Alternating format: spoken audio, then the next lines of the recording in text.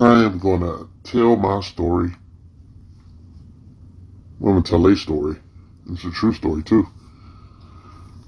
I used to live on the West Coast, like almost 30 years.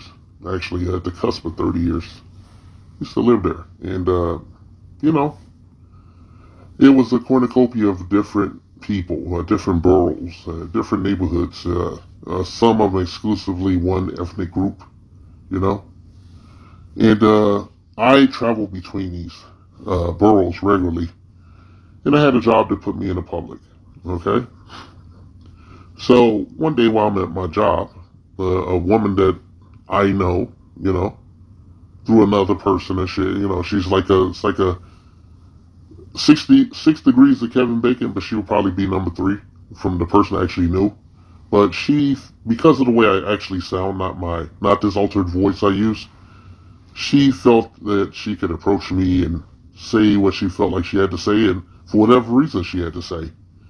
But this was an Asian woman, and she had a daughter who was partially black. Okay, and if you saw the girl, she looked like a black girl. She was a black girl with slanted eyes. Okay, she was very attractive. Okay, she was very legitimately attractive, and she was about 19 at the time, and I was like 30.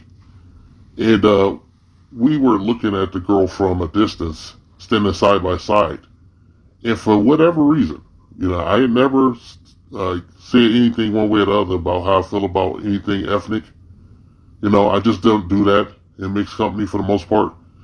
But for whatever reason, she leaned over and she told me that she loves her daughter more than anything in life, and she's the most precious thing, but it was unfortunate that she couldn't send her daughter to the black community to learn anything because black people have no culture. And I can't believe she said that to me. I'm tall, okay? I'm regularly tall. I'm just about 6 feet and some change at that time. And this lady was like 5'4", very dowdy looking, very just sloppy looking, you know, not because she had a kid at some point in the past.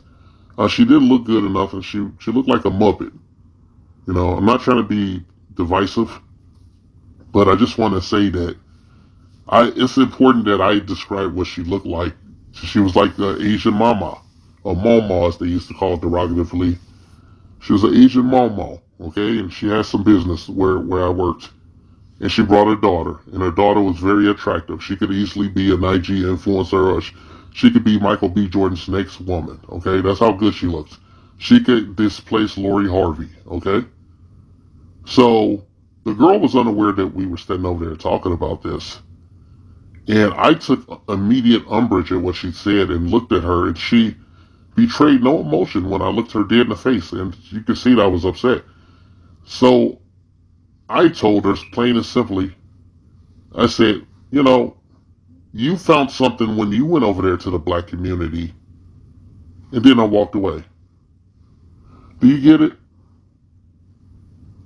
She found what she was looking over for over there in the form of some sexual gratification that gave her a child and shit. She objectified a black man and shit, and she had a child with him. I don't know what their relationship was. All I know is that I know she was not even, as far as Asian standards in her own Asian ethnic community, she was below a 5, facially and physically.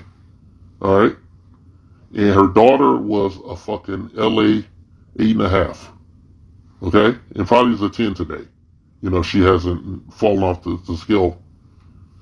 And I thought it was egregious that she said that. And then I had, you know, living there, you know, a lot of people, you know, some of the Asian people that I would meet would ask these retarded, weird questions and shit, you know.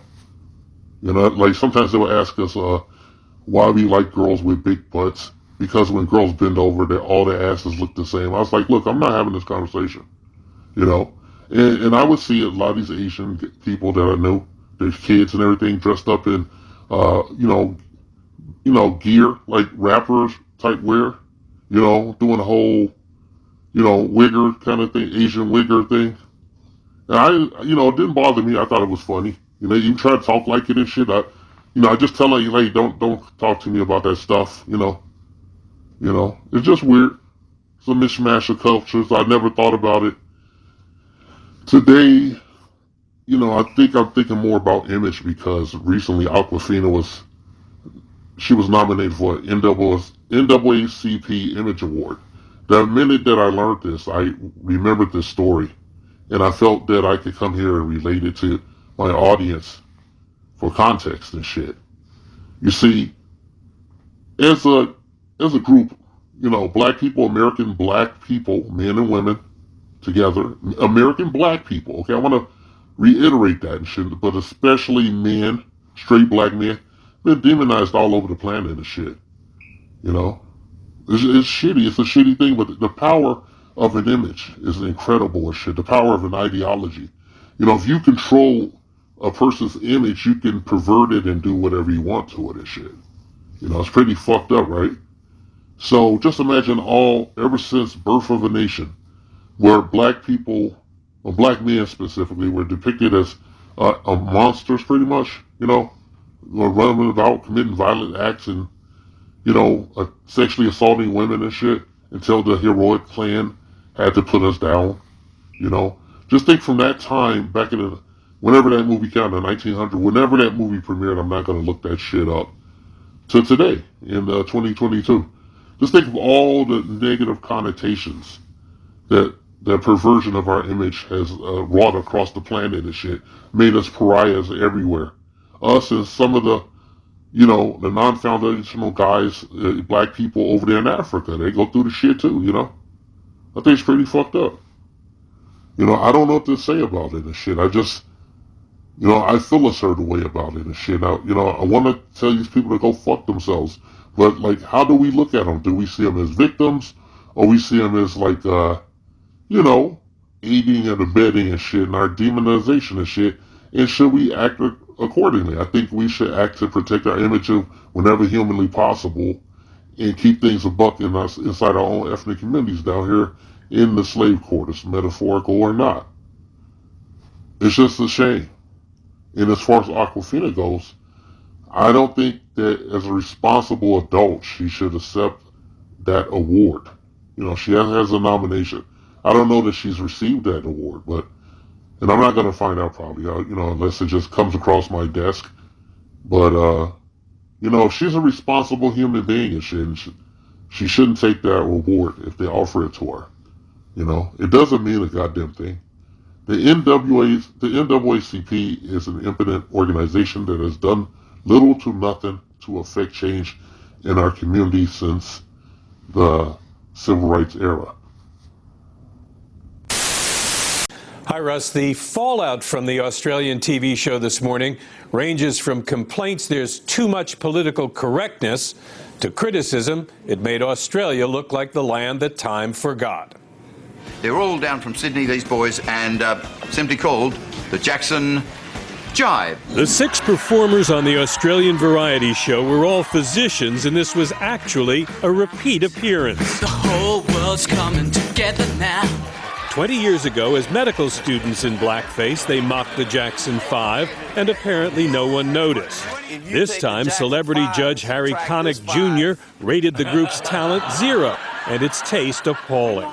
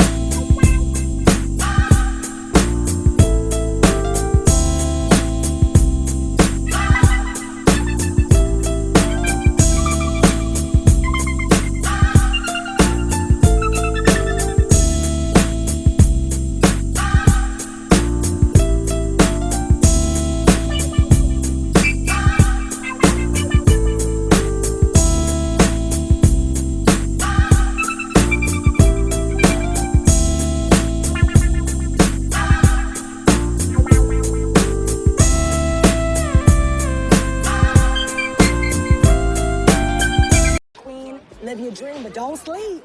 Don't sleep, because she might disappear. Saw that? Sweat, right? Yeah. She came back, though. She